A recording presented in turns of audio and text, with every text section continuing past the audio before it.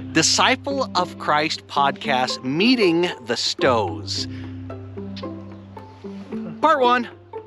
Jason and Jenelle Stowe, thank you so much for being on the Disciple of Christ podcast. We're excited. We've already got some material for the blooper reel. Thank you in advance for that. For those who are tuning in, they might have to go past the paywall to be able to see some of that. Well, we're here to provide a lot of laughs. Comic relief. So here's what I already love. Coming in from northern part of Utah into Camas. Do I pronounce it right? Camas. Camas. That's how they know I'm not from here, is I say Camas. Yeah. And how long have you guys been here in this area? 4 years now. 5 years. Almost 5 years. Yeah, almost 5 years. Y'all natives to Utah? We are. Okay, very, very nice. Let me ask this. How do you two know each other? 29 years of marriage. Oh, that's wonderful. Lined up on a blind date. God by bless her you. sister. Now, which person has to be more forgiving of the other? Well, that's a no-brainer. Her. That's a trick question. You're supposed to say, no, we're both forgiving. It's not 50%, 50%. It's 100%. Give me some of the nice cliche answers that show how much you guys love each other. Well. Oh, go ahead. I put about 5 blankets on you last night, and she let me sleep with the window open. Very nice. Very nice. It was awesome. It's 32 degrees. Is he a little bit of polar bear blood inside of him? He likes to sleep in the cold. As cold as possible. Jason, you and I need to go camping. Perfect. I love doing that. You ever hammock? Oh, yeah. Dude, I love doing the hammock. I just get me a heavy-duty sleeping bag, Yep. throw it in the hammock. Okay, we're going to do this. Okay. Here's one thing that I greatly appreciate. Before doing the Disciple of Christ podcast, I was doing a political thing, and there's plenty of times where it's either analyzing somebody about stuff we disagree with or interviewing somebody with whom I disagree, and it never once started with a prayer. Everything that I get to do on the Disciple of Christ podcast always starts with sincere prayer, and it lets me feel a little bit of your spirit. So I just want to say thank you for inviting me inside of your home. Let's start with the better looking of the two. Share with me a little bit, Jenelle. Right.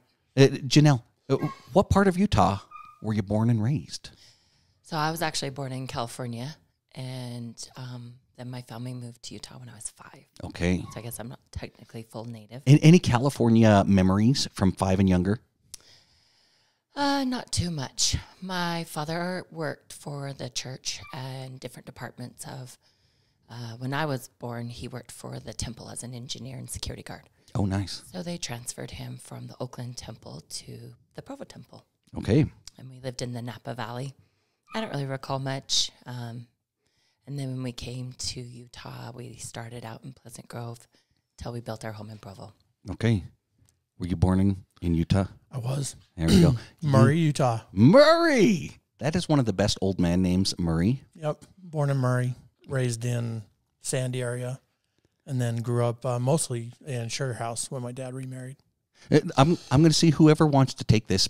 What were some of the... I'm going to start with Jenelle on purpose. What do you remember as far as being raised in the church? What started to translate into you feeling faith on your own, or at least a connection with your Heavenly Father? I think my childhood was a pretty regular childhood and had the understanding always. Went through a few rebel years of junior high. Ooh, nobody listening has ever been through any rebellious years, especially not in junior high. Yeah, it started young for me, but once that came and gone, got my head back on straight. So you joined a rock band and just started touring, right, in junior high? How would you, not quite. in whatever level of detail you feel comfortable, what do you interpret as having rebellious years? Just sneaking out and probably not doing what your parents ask you to do, and not too radical. Okay. Just Little 5-figure discounting. Tell me, okay, hold on. Now I turned it over to Jason. Jason, what story pops into your mind? And I want to hear your version of it, not Janelle's. Of my life or his? When you say 5-finger discounting, what do you know about her? Incriminate her. Because I will be sharing this with the feds. I went through a phase where I really wanted to fit in, and so I wanted specific clothing. Okay. A lot of peer pressure. Okay. Do you remember the brand or the style? A lot of Esprit. That was very necessary. And little Calvin Klein and Guess. Mm-hmm. I wasn't as fancy as Jason in What his did, high school. what did she do, years. Jason? What has she confided The that's now going out to the world? Well, at first, it wasn't even her that confided. It was her friend who told me about it first. And then What friend? Amy, I believe it was Amy Glenn. Jeez Louise, I might have to edit some names out. Oh, sorry. Oh, I've got to find out if there's a statute of limitations. Well, apparently she ratted me out. But Hey, life was not too crazy. tell me, My conscience got the best of me, and I turned myself in to my parents. so tell me about that. Tell me about how long was it going on, and what specifically led to, I need to come clean with my parents on this? Oh, it probably went on for about a year, and then my conscience got me. I came clean and took it all back to the store and worked a long, hard summer to pay for it all. Oh my goodness. Restitution and everything. Very, very good. Jason, did you sow wild oats? Just a little bit. Just a little bit. Yeah. That's an understatement. I heard something mentioned about this lady ended up marrying a heathen. Yeah. And I'm guessing that's you. Seeing as you've been through 29 years now. Yeah, my hedonistic ways didn't really stop anyways until, 2010. But, yeah. Okay. We're just wild men living in the mountains. Were you pillaging villages? No. She was at the shopping mall getting some Esprit. She paid it back, and you were pillaging villages? No, not really. You know, my parents, they divorced when I was 8. Okay. And my brother and I went to live with my father. And my sister lived with my mom. And so there was a little bit of a split. And because my dad was starting his own business at the time and working a couple jobs just to make ends meet, we were living with my grandparents, and which was a great opportunity to be with them as often as we were, and had a great childhood during that time. But when I started junior high at Mount Jordan Junior High, had my first taste of alcohol and liked it quite well. And my first was it the taste or the behavior that came after? It wasn't so much the taste. I think it was the way it made me feel, and just allowed me to escape some of the places where I was at. And then I was introduced to marijuana at this very similar time, and that kind of started some pretty bad habits. And you're in a Mormon dominant community. Those that were your social circle doing the same things, Mormon boys as well? We weren't really going to church a whole lot at that time. We really didn't get super active in church until, I don't know, probably when I was 11, 12, when my dad started dating my now stepmom. Yeah.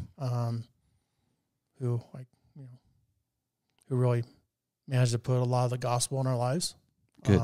But I ended up probably tail end of junior high, going into high school. I was a daily drinker and daily smoker of marijuana.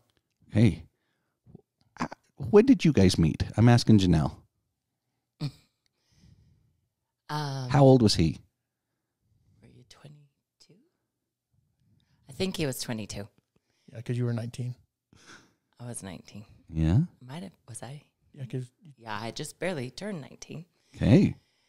I came home after high school. I went to be a nanny in Rhode Island back east. It was kind of a thing you did in the early 90s, late 80s. And then moved in with my sister in Sugar House. And my brother-in-law was Jason's Young Men Leaders. And they were in the same ward. And my sister, she was smart to get me to come live with her so I'd be a free babysitter. Ah, very nice. Yeah. There we go. We skirting those child labor laws. Yeah. Come live with me. I don't have a room or a bed. You're going to be on the couch, but it's going to be great. It's going to be great. You'll take care of the kids as I go do fun stuff. Yeah. Well, she was a school teacher, and that way she didn't have to get him up and take him to daycare.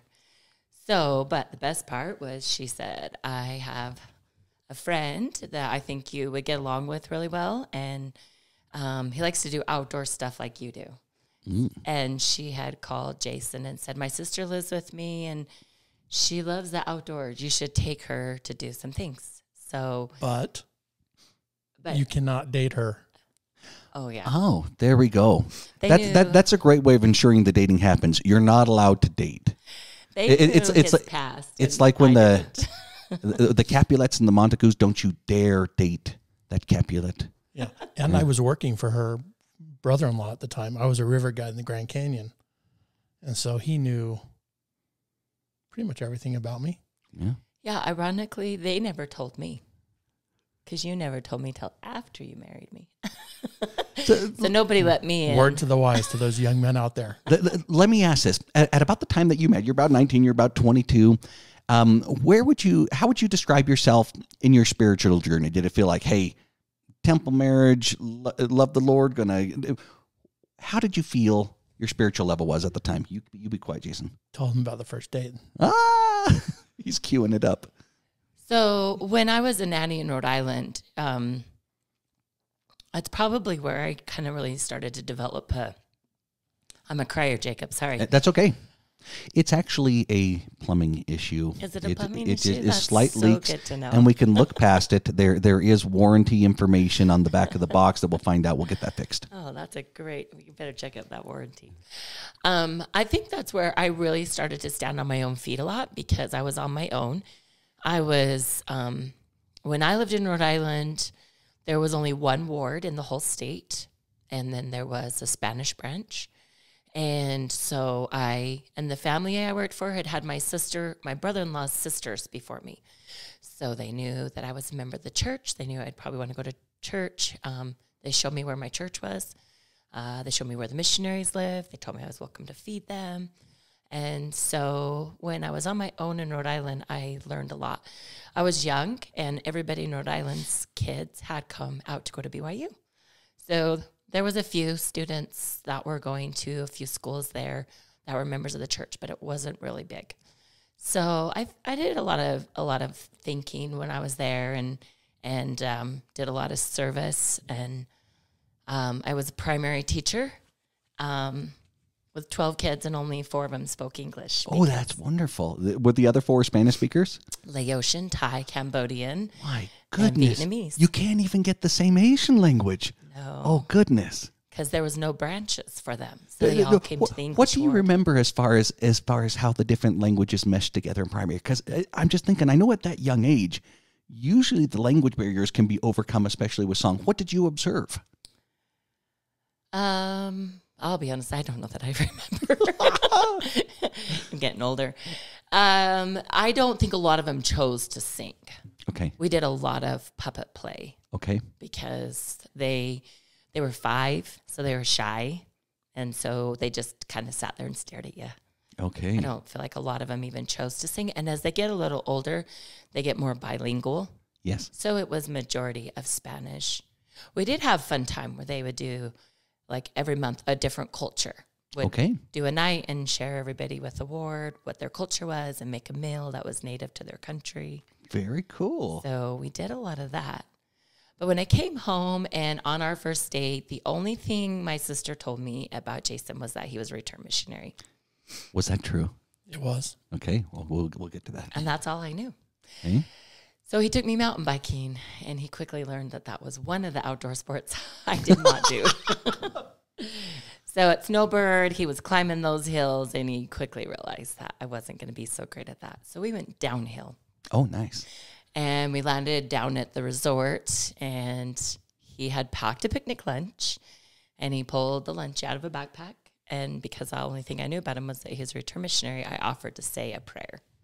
Okay. He says that's what hook, line, and sinkered him. She got you with praying. And That's what them Mormon girls do. They pray together and boom. Yep, that's what happened. We were together every day after that we were 3 weeks later. We were having a nice chat driving back from Sundance around the lake, and he said, "Do you realize what we said?" I said, "I think." And he says, "We're going to get married." And then the parents were like, "You need a little more time." You crazy kids.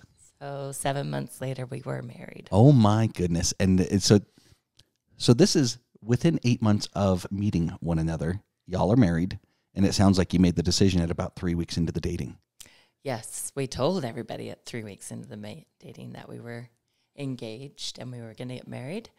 And we married, and a month later, I turned 20. Oh, very, very nice. So mature, the big 2-0, those teenage years far behind me. So mature. Jason, is there any details she got wrong there? No. Okay. No, pretty accurate. Is that what hooked you, the praying? Because it couldn't be that she's young and lovely and just heart going pitter patter. There was that for sure. That happens. Something just sat. They just sat deep in with me that day, and the only time I had felt that was on my mission. And when I came home from my mission, I was working at Deer Valley as a chef, river guide in the summer, and so went back to being, because that's what my career was of choice at the time. I was a chef's apprentice before my mission.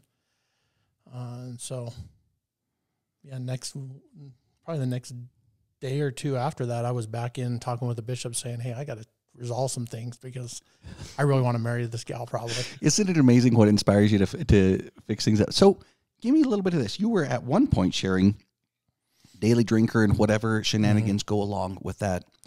What translated into you prepping for a missionary? Did you want to be a missionary? No. Okay. I wasn't even going to church. My best friend and I were working at Deer Valley, like I was saying, and I was in the fine dining restaurant, Cafe Mariposa, and being an apprentice to the chef up there. And as most people in the restaurant industry, they're big drinkers, and because you just get free drinks all night long. And the tips get better with the alcohol consumption. Absolutely. And so that was kind of my life. And we had it's kind of a mid-season party going on up at the resort. And I remember my friend and his Nissan Sentra, and we shouldn't have been driving. And we chose to drive home from Deer Valley. We both lived down in Sugar House at the time. Would you say both of you were tipsy or the step beyond tipsy? No, we're beyond tipsy. Okay. And he immediately got in the car in the passenger side. And I'm like, oh, I guess I'm driving. Well, he was out. And so and both of you probably had the same amount. Oh, yeah, probably. Were you heavier than him? No, probably the same amount. Okay. And so we drove that. Back then, we had to drive through Park City to get to the freeway to get home. And I just remember getting off of from Kimball Junction onto I-80 and going towards Salt Lake, the Sugar House, on our way home. And the snow was just coming at us like warp speed. Oh, good. Because it does seem like the Millennium Falcon going into hyperspace. Exactly. And so I learned early on that if I turn my lights off, I could actually see better on the road. And this is at night. So you're already making my heart rate go up with this story. Keep going. So I'm messed up. My best friend's passed out. We're going warp speed with no lights down a freeway. What could go wrong? What could go wrong? And I heard this voice say, if you don't change, you are going to die. Mm-hmm. And I look over at my buddy and I'm like, what'd you say? And he's out. And I kept driving, and then it got louder. If you don't change, you are going to die. And I look over again. I'm like, Doug, what are you talking about? And he's out cold. And then finally it was as if the vehicle shook, and it was a booming voice. And I knew who it was. Didn't know how. I just knew who it was. Mm-hmm. For whatever reason, he loved me and cared about me no matter what I was doing. And so made it home safe. Called the bishop next day. I was in his office the next day. How old were you? I was 18. Okay. And actually, I was almost 19. And I said, Bishop, I don't know what I need to do. I don't know what to do here. But all my friends are doing everything I'm doing. And I'm working in a career that this is what it fosters. I don't know what to do. And I remember him sitting back in his chair, and he says, well, the only thing I can think of is getting on a mission. And my first thought was, one, I've never read the Book of Mormon. Two, I don't go to church. And they've all known this about me. One of the greatest things about my dad and my stepmom were that they taught us to be with integrity. And so all my leaders and everybody knew what I was doing. I wouldn't bless the sacrament just to do it out of appearance. if I wasn't worthy to do it, right? And so I knew enough about that. And he said, well, we're going to need to talk to the stake president and figure out some stuff, because you got a long list of dirty laundry. So I met with the stake president, turned in a general authority, and they said, well, it's going to be at least a year. I'm like, well, whatever it takes, whatever I got to do to get out of my life, I'm willing to do. So about 6 months into it, I remember, I think it was the stake president that may have called and said, if we don't get this kid out, he's toast. And we don't know how much longer he can hold on, because I went cold turkey off everything. Mm-hmm. And no intervention, no rehab, no nothing. It's obvious that you already mentioned that it's daily drinking. It's to the point to where pass out drunk and driving. Yeah. I mean, Jack Daniels was my drink of choice, and it wasn't with Coke. It was just out of the bottle, and marijuana every day. So I quit that cold turkey. That day I went into the bishop's office. That's how powerful that voice was. Okay. It shook you. Yeah, to the core. And so we prepared, and, well, I got off all that stuff. Let's say that. Okay. I didn't really prepare for a mission, per se. But next thing detoxing was as close as you could get. That's as close as I can get. And I got my mission call to go to Paris, France. Okay. So my parents laugh at this now, but the day of my mission farewell, we got a knock on the door about an hour before my mission farewell. And it's the sheriff with a warrant for my arrest for a unpaid situation with drinking.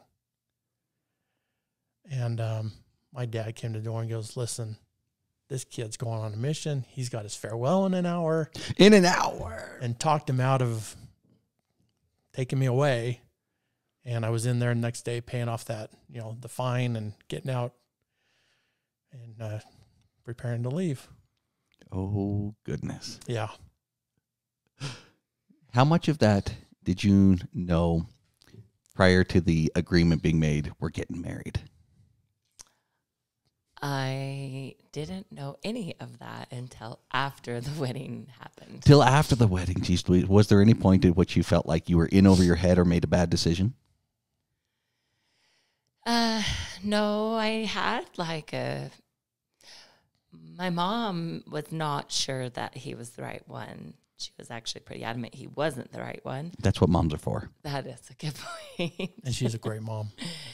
But I was blessed to just pray a lot and get my own confirmation that it was right. And so I didn't have any weariness for some reason. I don't know.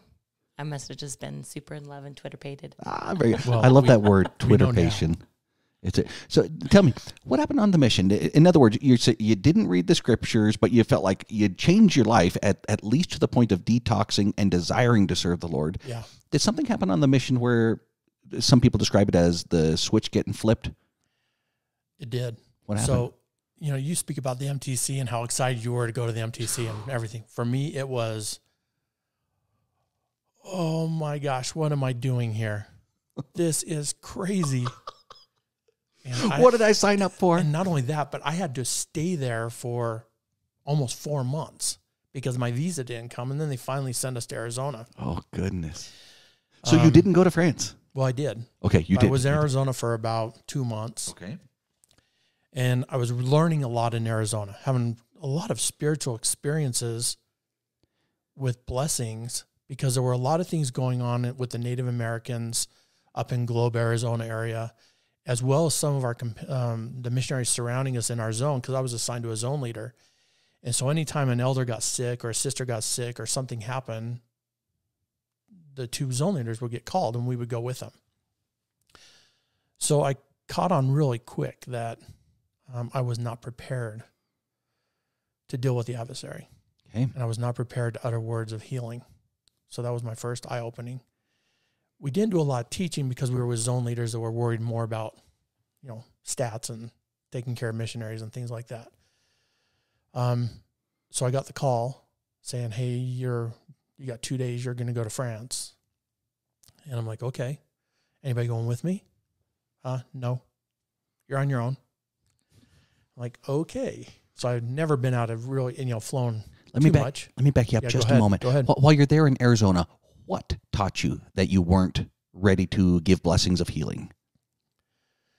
There was a missionary who had gone to a trailer park area in Apache Junction, and this woman came out of the trailer, put her hand on his head, and said, I bless your knee that it will be healed.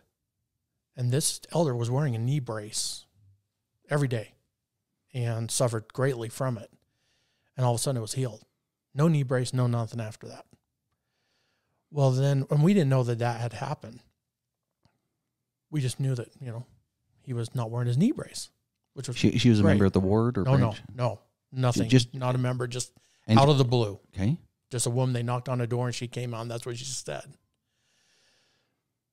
A few weeks go by, and all of a sudden this elder calls us. Well, it's his companion that calls us and said, I need help. I've got lights flickering on and off.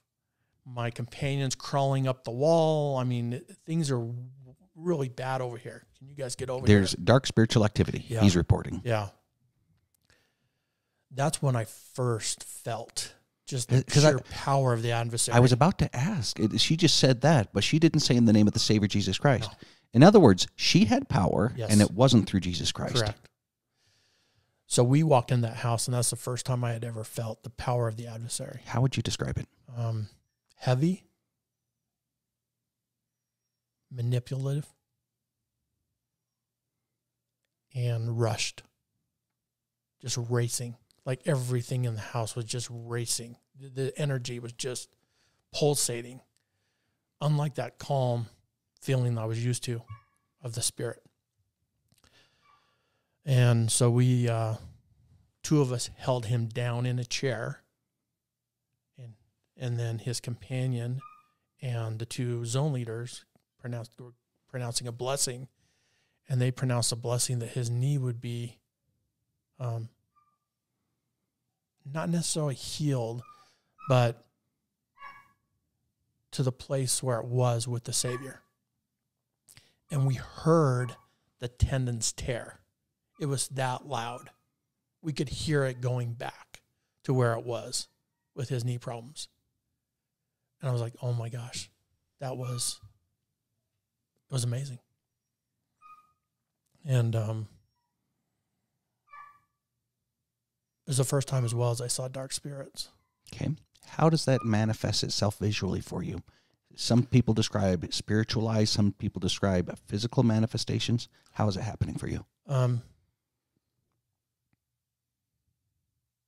As we were trying to hold him down and I looked at him, I could see just dark streaks leaving him. And that wasn't with my spiritual eyes. That was the first time I had ever seen that. Mm-hmm. Didn't know why.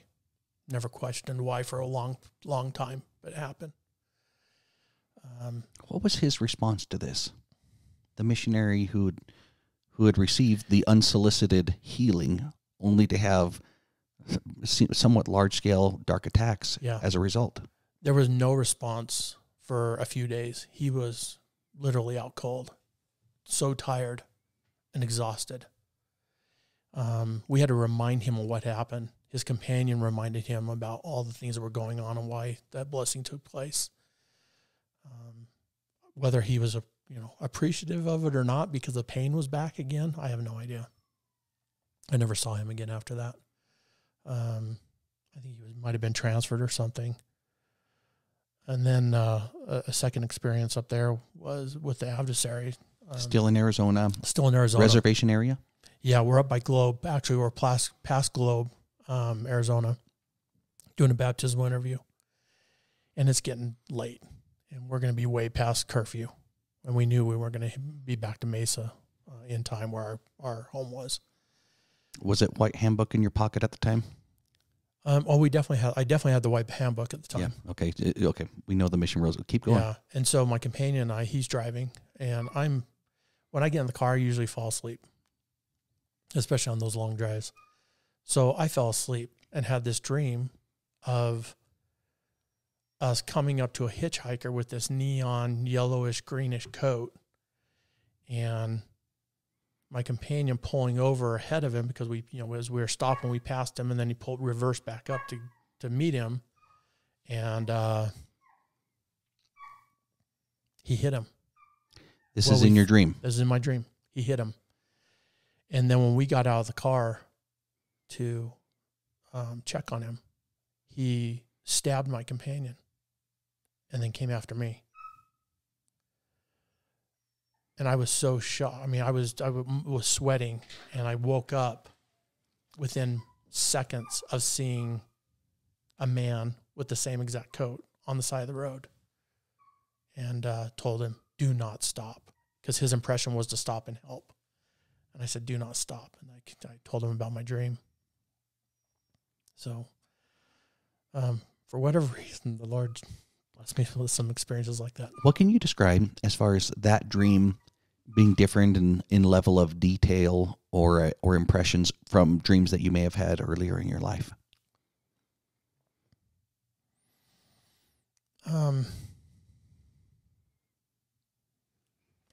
Go ahead, Joe. Didn't you say you had a dream of comfort when you were young from your grandpa? Yeah, I definitely. I saw my grandpa one time when there was some internal things going on in the family, and I was really concerned of my grandpa. I had an experience where my grandpa came and told me everything was going to be okay. And that was a comfort. But that's a good way of putting this, because that was very comforting.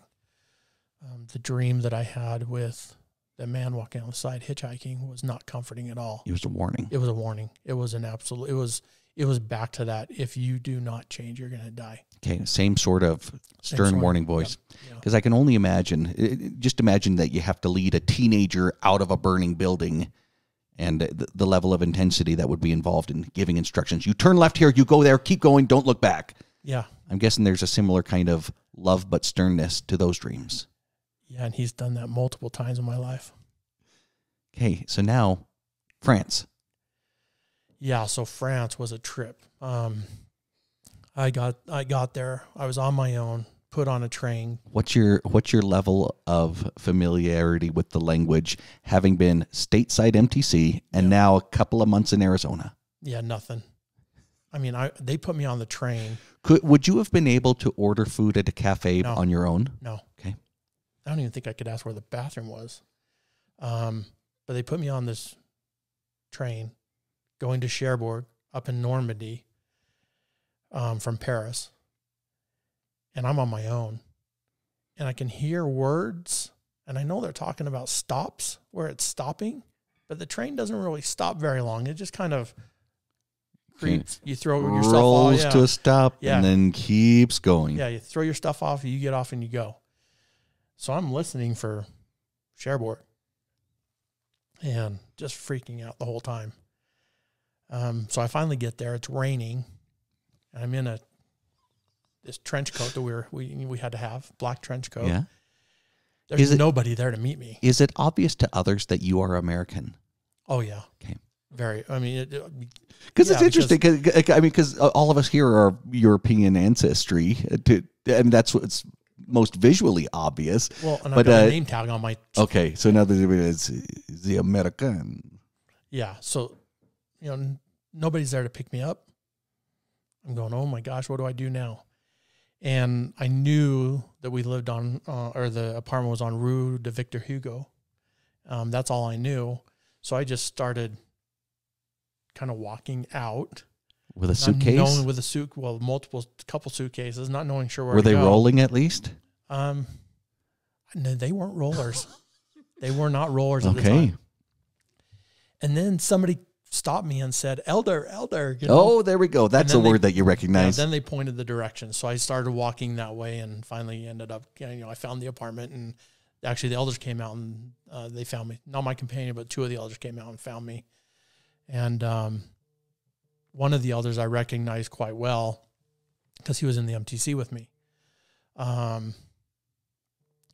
But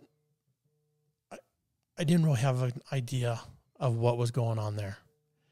I was trying to teach, very uncomfortable because of the language. I made some great acquaintances and really great people. We did have our first baptism there. And I didn't know what the heck I was doing. And then I got transferred. And I got transferred down to Angers and Elder Wells. Changed my life. Not only were we working hard, but we were having a lot of success, not from baptisms, just a sheer number of people we were meeting and teaching. And one day he said, "Elder Stowe, why are you here?" This is your missionary companion, senior companion? Yep. And I kind of told him the story. And he goes, "Well, that doesn't, I don't know why you're here. You don't have a testimony. You don't know anything about the Book of Mormon. You can't really teach other than what you're memorized in the six." Did you view yourself as a case of being babysat?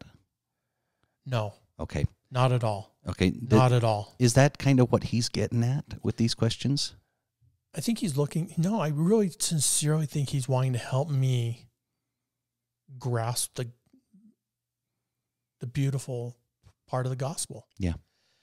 And he said, here's what we're going to do. We're not leaving this room until you read the Book of Mormon and you get a testimony of it. And until you figure out if Joseph Smith was a prophet. Okay. I'm like, okay. It sounds like you're willing. I'm absolutely willing. You recognize the necessity of it. And I was so much willing because I really, truly, I love this guy. He treated me as an equal. Not because, because that imbalance as far as mission prep could, with a different missionary, could be, why are you out here, seem condemnatory. No. It sounds like he's trying to figure out, what do I do to support you? No, I knew he loved me. Okay. And cared about me. And he didn't, and it had nothing to do with being on a mission. It was just me. So I did. I started reading the Book of Mormon, and within, it was probably a day and a half of constantly reading it. Mm-hmm.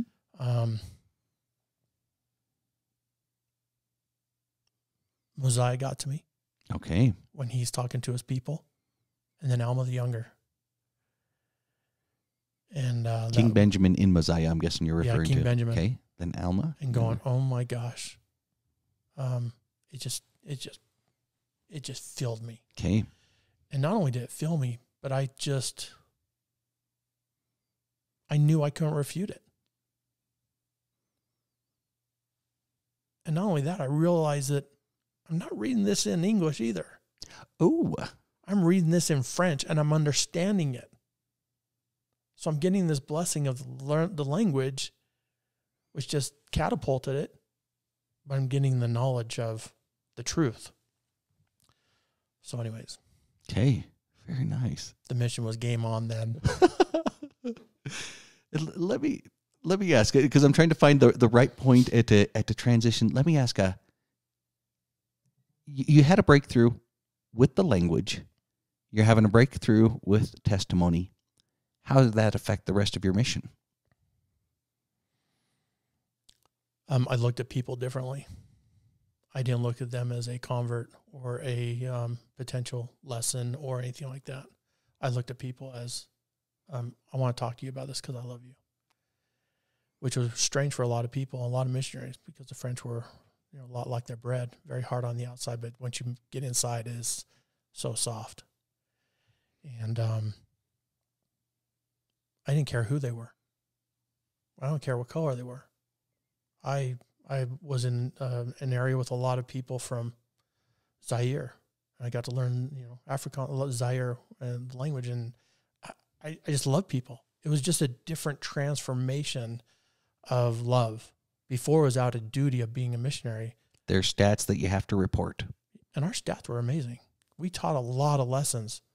The reason why we taught a lot of lessons, though, is because I think people recognize that we truly were there out of love and not to push something on them. It didn't matter to me if they were baptized or not. That was a Spirit's job. That's not mine. Yeah. What did he seem like when you first met him? How would you interpret him? And just try to go to this first week type of, who's this Jason guy that I'm told I'm not supposed to date him. Well, I wasn't told I wasn't supposed to. He was told. He was told.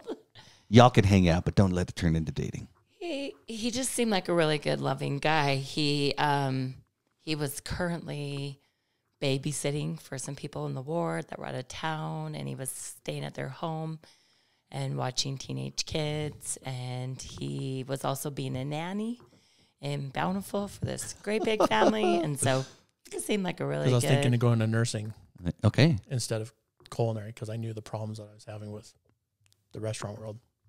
Okay. Yeah. And the family he nannied for, they had a son with multiple sclerosis and muscular dystrophy. So he was bedridden on a trach. And so he was this really great caregiver, and he was just a lot of fun. He was just happy, really, really happy. Tell me what did the trajectory of your life seem like if you had to predict these very early on married years?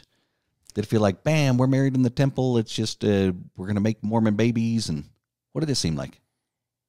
I'll just be honest, I was so immature, I didn't even really contemplate that. We did get married in the temple. We had the first which temple? That we got married in the Provo temple. Oh, there we go. The one that looks like a spaceship? My father was an engineer there, and we had the very first faxed marriage license, so the ceremony could take place. I forgot it. You guys are technologically advanced. It was very, very good memories. How did the ring come? Was that also faxed? Well, no, but a sweet lady went and broke into his house and showed up in her gardening gloves to deliver it in Sugar House to the Provo temple. She had to do a breaking and entry to get that ring out. Yeah, his dad put it in another car, and then they took a different car, and he forgot it in the glove box. So the day happened. It was really good. And then when we married, we moved to St. George. Jason was a river guide in the Grand Canyon, and the shortest wait for Weber State Nursing Program was at Dixie. And we went to a ward that was part of the college, and you could have kids up until they started primary, and then you had to go to the home ward. Okay. So it was all young married people and a few babies. Okay. That was a blast. That's the cutest. People love babies. Jason, when they get older, I figured out thinking, but when they're babies, they're cute. They're primary so age, cute. they're just something else. To the point where Jason's like, I've been told it takes a long time for birth control to wear off, so we should stop that. And a week later, we were pregnant. That's great. So let's see here. I was 20 and had a child and turned 21 a month later. So life was just happy-go-lucky, but I was just young and naive to the point where we had a child, and I thought, how do I keep working? What do I do with this child? And I was blessed that they just let me take him with me to work for 9 months. That's awesome. So we were just kind of going through the motions of life. We didn't really have an objective. I don't think we really talked about our game plan with a family. I had a lot of complications after our first, and we didn't have another child for 5.5 years. And so my mom said it was a blessing, and because who knows how long it would have taken. So it was good. We started life. We were just young and going through the motions and brought our first kid into the world. You mentioned that you went through a transition to where you felt bad for stealing some clothes that you wanted in your teenage years. Now you're a young married mom, even young by my Mormon standards. You like to bring up the past. So how is this translating? Would you say you had a testimony of your own, or did it just feel like, hey, this is just a natural moving forward? I think it was more kind of going through motions of life. I don't know that my testimony was really solid rock. I think we were just kind of going through the normal traditions of Mormon life. Yeah. What do you think? I mean, I think because of your upbringing, you had a lot more confidence in the gospel and the teachings and prayer, and definitely living, in accordance. I know that we like all the traditional things, prayer before food, prayer at night and all that, but the scripture study part, I wasn't really diving into my scriptures. I guess that's the one area that I was lacking. I wasn't doing a lot of scripture studies. And then my oldest son from the pulpit chose to call me out and say that I was horrible at family home evening. So we never did family home evening. So I don't know, by standards, we probably just... Was he a teenager at the time? He was leaving on his mission. Oh, I was going to say, that's a teenage move, so he's about 19.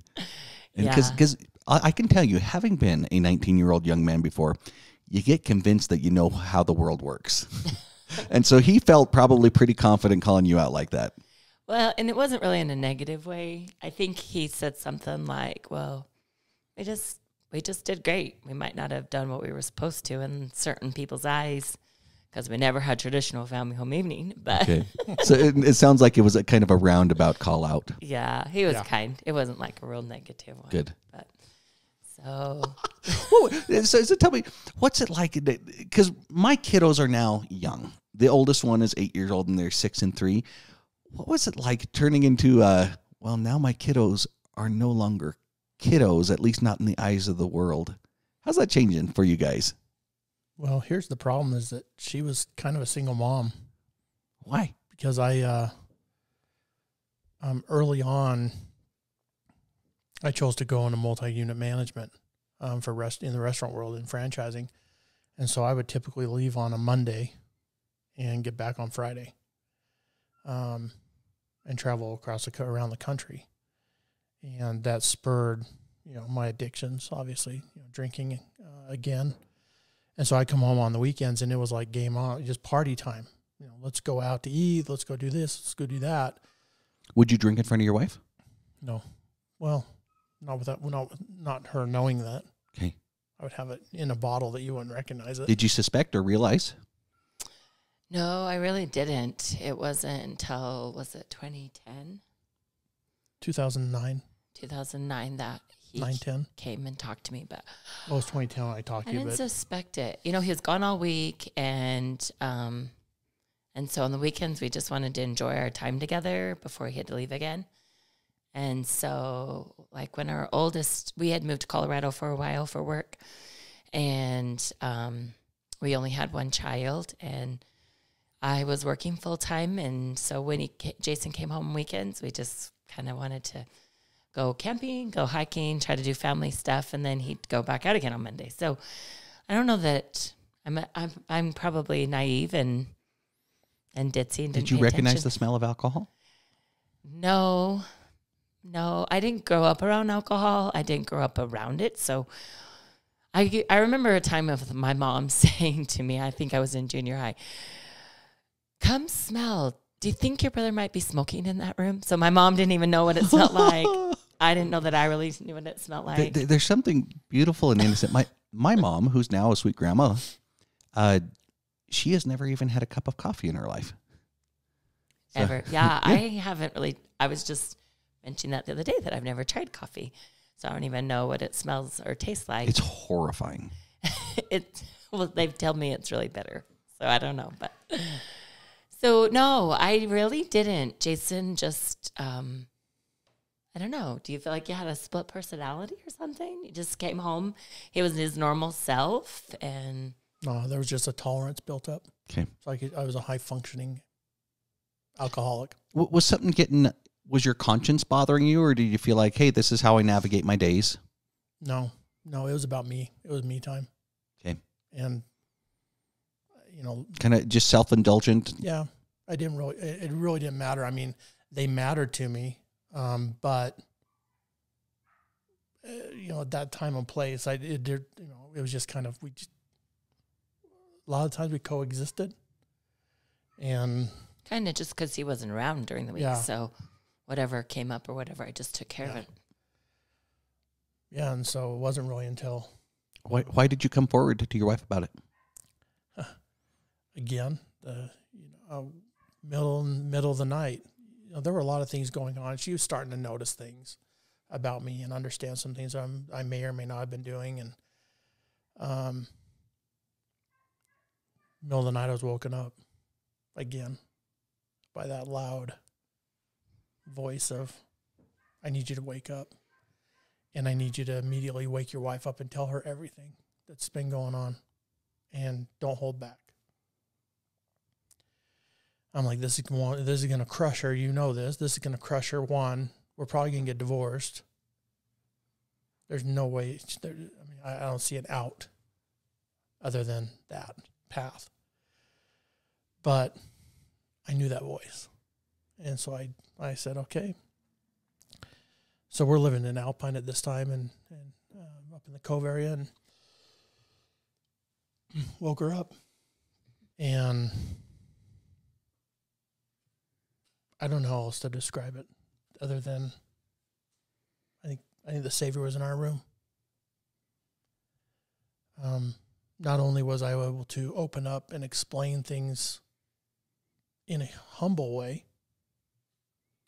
Not making excuses for yourself. I made no excuses. I just owned it. But on her end, there was not a voice raised at all.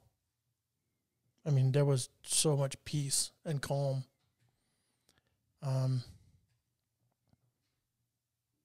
Yeah, there was just an unbelievable amount of love in that room that night. Is that how you experienced it? Yeah, it was interesting when we were studying about in 2017 and started learning about baptism of fire. And then we were at one point where we were told to pray and see if we'd had one before. Like maybe we had it in the past and we just didn't know it.